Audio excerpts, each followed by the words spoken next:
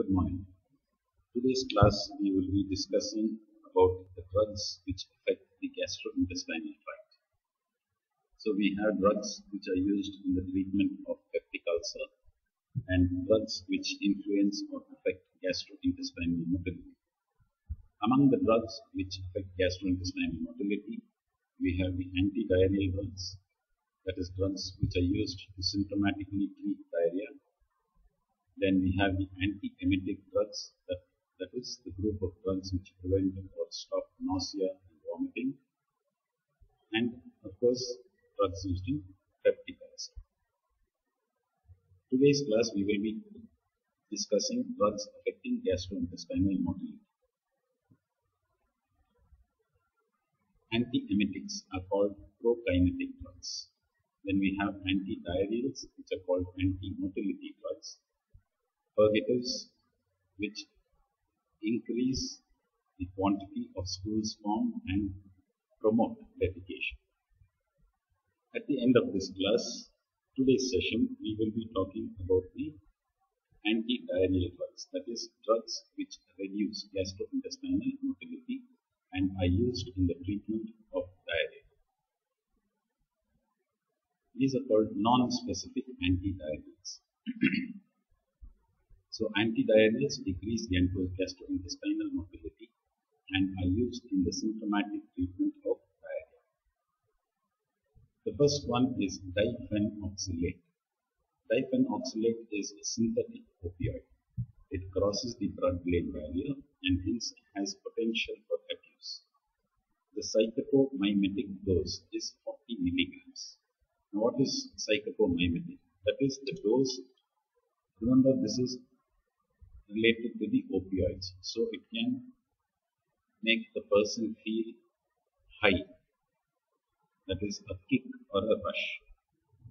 So to prevent abuse, difenoxylate is combined with atropine, that is 25 micrograms of atropine is combined with 5 milligrams of difenoxylate to prevent abuse.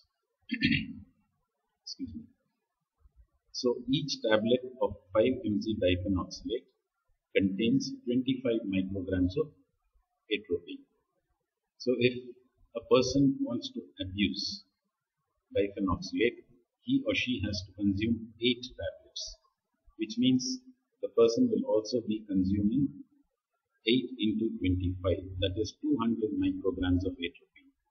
At this dose, the addict will experience the adverse drug reactions of atropine in the form of dry eyes, dry mouth, dry skin, diplopia, photophobia. The usual antidiarrheal dose of difenoxylate is 5 to 10 milligrams. This is a 3-mark question in your exams. Give reason. Difenoxylate is combined with atropine. So the reason is atropine is combined with difenoxylate to prevent abuse. And the combination will contain 5 milligram difenoxylate with 25 micrograms of atropine. So to overcome the problem of abuse, a synthetic opioid named Loperamide was developed. Loperamide does not cross the blood-brain barrier. Therefore, there is no abuse potential. So one difference between Loperamide and difenoxylate is Loperamide does not cross the blood-brain barrier. Therefore, no abuse potential. The other advantage with Loperamide is it has low water solubility. Therefore, there is no potential for injection, that is parenteral abuse. Loperamide is available as 2 milligram tablets and capsules. Because being an opioid, it causes spastic constipation, that is the tone of the gastrointestinal tract increases, whereas motility decreases. So the adverse effects of both Loperamide and difenoxylate are abdominal cramps because of spastic constipation and also skin rashes. Now both difenoxylate and Loperamide should not be used in infective diarrheas. Reason being, it can cause paralytic ileus, toxic megacolon, which can result in the systemic absorption of toxins. Remember, in infective diarrheas, the microorganisms are producing a lot of toxins. If gastrointestinal motility is reduced, the these toxins can get absorbed systemically. So the contraindications for dipenoxylate and loperamide are in children because of the risk of paralytic ileus and toxic metabolism, and in acute infective diarrheas because of the risk of systemic absorption of the toxins. Then we have a new drug which is classified as an antisecretory agent.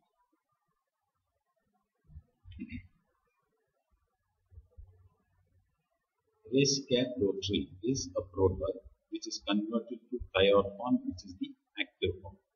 Now, what does this LAXATIVES do? The mechanism of action is it inhibits enkephalinase in the gastrointestinal tract. Enkephalinase breaks down the endogenous enkephalins. So what happens? There is decreased intestinal hypersecretion without inhibiting motility, and this is mediated through the delta opioid receptors. Now, if you remember your pathophysiology of cholera or typhoid, what happens is there is hypersecretion of the fluids in the small intestine. This hypersecretion is inhibited by LAXATIVES and is safe to be used in children. Adverse effects include nausea, vomiting, flatulence, and drowsiness. So among the anti-motility drugs, it is important for you to know dipenoxylate, why it is combined with atropine, then loperamide, how does it differ from dipenoxylate, and LAXATIVES, which is safe in children. Next, coming to drugs which promote defecation. These are called purgatives, emollients, aperients, evacuants, cathartics, and laxatives. Now, depending on the mechanism of action and the volume of stools formed and the quality of stools formed, these different terms are used. So, laxatives promote defecation. So, what are the indications for laxatives? It includes functional constipation, that is when there is no mechanical or organic obstruction to GI motility. This is called functional constipation. Then before radiological examination of the bowel or surgery of the bowel to clean the bowels. After anthelmintic therapy, if you recall, niclosamide, which destroys only the scolex of the tapeworms. So after niclosamide therapy, a purgative is given to eliminate or throw out the gravid segments of the tapeworm. Then to eliminate unabsorbed poison. If more than 4 hours have passed after a person has ingested a poison, that means it has gone beyond the small intestine. So to eliminate the poison from the lower part of the gastrointestinal tract, the laxative can be given. Then post-myocardial infarction, post-hernia surgery, post-eye surgery. Fecal softeners, that is emollients, are used. The reason is, if a person strains while passing stools, it can cause an MI, or the hernia can recur, or the sutures put in the eye surgery can snap and give way. And in painful anal lesions like anal fissures. So in painful anal lesions, again, emollients are given to make the stools soft and easy to pass. Then we have a set of contraindications, that is, purgatives or laxatives should not be used in the following conditions. When there is intestinal obstruction, that is called organic constipation, because if there is an obstruction and a purgative is given, there is a risk of rupture of the intestine. Inflammatory bowel disease, already there is inflammation and hypersecretion, so a purgative should not be used. In pregnancy, stimulant purgatives should not be given because of the nerve supply to the uterus and the lower part of the GIT. There can be spontaneous delivery. In diarrhea, as it is, there is increased GI motility. Therefore, a purgative should not be used. The purgatives, laxatives, emollients, cathartics are classified based on the mechanism of action and the duration of action. So we have bulk purgatives. This is a 3-mark question. So bulk purgatives examples include isfagula, bran, dietary fiber, and methyl cellulose. The onset, that is, it takes about 48 hours to act. Then the second group we have osmotic purgatives, also called saline purgatives. This includes magnesium sulfate, sodium potassium tartrate, and seedless powder. The onset of action is quite quick.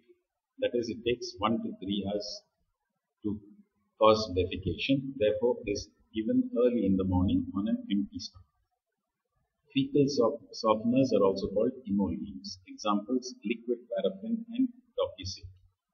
Docusate is the short form of dioctyl sulfosuccinate, and the onset is 1 to 2 days. Then we have stimulant cathartics. These act from the small intestine onwards. Example: castor oil and senna.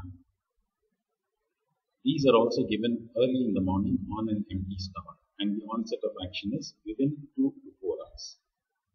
Then we have stimulant purgatives which act only on the large intestine. Example: bisacodyl and sodium picosulfate.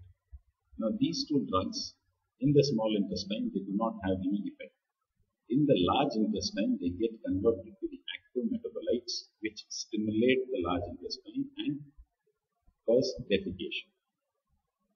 When given as tablet at night, the onset of action is 8 to 10 hours. Bisacodyl and sodium picosulfate can also be administered as suppositories, which is in the morning, and the onset of action is seen within 30 minutes. Coming to the mechanism of action of the different groups of purgatives. Now the bulk purgatives. The mechanism of action of bulk purgatives is they absorb water from the surrounding tissues.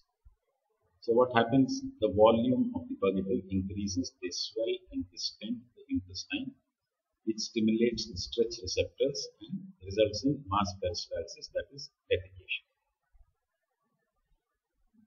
Very clear instructions should be given to the patient to whom bulk purgative has been prescribed. The patient is instructed to drink plenty of water. If plenty of water is not consumed, what happens is the bulk purgative becomes hard, almost like concrete, resulting in fecal impaction, which is handled by putting a finger into the patient's rectum and removing it. Castor oil is a stimulant purgative which acts from the small intestine onwards. So when castor oil is taken orally, the lipases in the small intestine break down castor oil into ricin-oleic acid and glycerol. Ricin-oleic acid is the active ingredient. It irritates the gastrointestinal wall, stimulating mass peristalsis. So there is almost complete emptying from the small intestine downwards. Adverse effect, very important adverse effect of castor oil is if it is aspirated, that is, if it gets into the lungs, it can cause lipid pneumonitis. Docusate and liquid paraffin, they reduce surface tension, so the stools become soft, liquidy, and easy to be passed out. So docusate and liquid paraffin are the preferred emollients in post-myocardial infarction patients, post-operative patients, and in bedridden patients. Adverse effects: liquid paraffin is an oil that is obtained from petroleum as a byproduct. Chronic use: liquid paraffin gets accumulated in the lymph nodes of the large intestine, resulting in paraffinomas. Being an oil, it can decrease the absorption of the fat-soluble vitamins A, D, E, and K. And being an oil, it can leak past the anal sphincter and soil the undergarments. Sodium picosulfate and bisacodyl, these are irritant purgatives which act only in the large intestine. So in the large intestine, the bacteria break down or convert these drugs into active irritant metabolites. So when picosulfate or bisacodyl are administered as tablets, only the large intestine contents are removed or evacuated. So this is a question in the Viva. Name a drug which acts only in the large intestine as a purgative. Answer is picosulfate and bisacodyl. Adverse effects of bisacodyl include skin rash, fixed drug eruptions, and very rarely Stevens-Johnson syndrome. Then we have a situation called laxative or purgative abuse. What happens? A patient is not passing stools regularly, takes a purgative. The small intestine, large intestine are completely empty. So for the next 2 to 3 days, the patient will not pass stools because there is nothing in the small and large intestine. The patient thinks he or she is again constipated and will take a laxative again. So when a laxative or a purgative is prescribed, the patient should be told very clearly, after a large volume of stools is passed, for the next 1 or 2 days, you may not pass stools. There is nothing to worry. Eat plenty of fiber diet and drink plenty of water. Now, lactulose is a combination of fructose and lactose, which is neither digested nor absorbed. It retains water in the large intestine and forms soft stools which are easily passed. Now, because it can get fermented in the large intestine, it can result in flatulence, cramps, and nausea. Now, what happens? The bacteria in the large intestine break down lactulose to acidic products. Ammonia is converted to ammonium salts, which are not absorbed. This results in a 25 to 50% reduction in blood ammonia levels, which is important in a patient with hepatic encephalopathy. So lactulose is used in hepatic encephalopathy per oral 20 grams 3 times a day. This is a 3-mark question. So the reason is lactulose is acted upon by bacteria in the large intestine, converting it to acidic products, which convert ammonia to ammonium salts, therefore not absorbed and reducing blood ammonia levels. This is the reason lactulose is used in hepatic encephalopathy. The other adverse effect is loose motions. Now for your assignment or self-study, when you come back after the lockdown is lifted, you should write the answers to these questions. What is the WHO definition of diarrhea? What are the causes of diarrhea? The pathophysiology of diarrhea dysentery. What are the principles of management of diarrhea? Oral rehydration salts. What is the reason for the composition? Which means you need to know the composition of the WHO recommended ORS. What is the new formula of the WHO for ORS and what is the reason for each of these ingredients? And what are the non-diarrheal uses of oral rehydration therapy? ORS means oral rehydration salt, which is dissolved in water to give oral rehydration solution, which is used for oral rehydration therapy. And what is the role of the zinc in pediatric diarrhea? If antimicrobials are to be used in the case of diarrhea, what are the indications and what are the contraindications? Thank you.